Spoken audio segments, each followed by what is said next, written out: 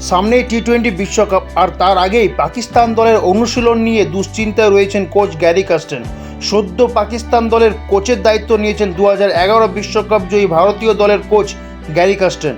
প্রায় সব দলই প্রস্তুত টি-20 বিশ্বকাপে শক্তি প্রদর্শন করার জন্য। একইভাবে পাকিস্তান দলের কাছে সুযোগ রয়েছে 2009 সালের পুনরাবৃত্তি ঘটানোর। তবে দল বাছাই থেকে শুরু করে টি-20 বিশ্বকাপে দল ঘোষণা করা পর্যন্ত প্রত্যেকটি বিষয়ে সমালোচনায় পড়েছে পাকিস্তান দল।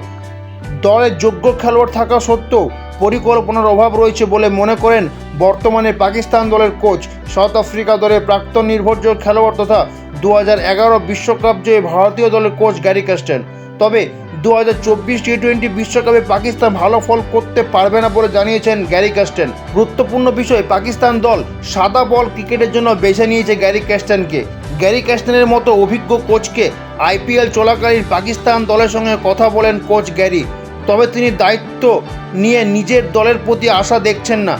তিনি জানান, টি-20 বিশ্বকাপে আমাদের কাছে ভালো সুযোগ রয়েছে, তবে সাফল্যের জন্য দরকার দলগত চেষ্টা, পরিকল্পনা ও একে অপরের প্রতি সমর্থন, যেটা এখনও কম রয়েছে পাকিস্তান ক্রিকেটে।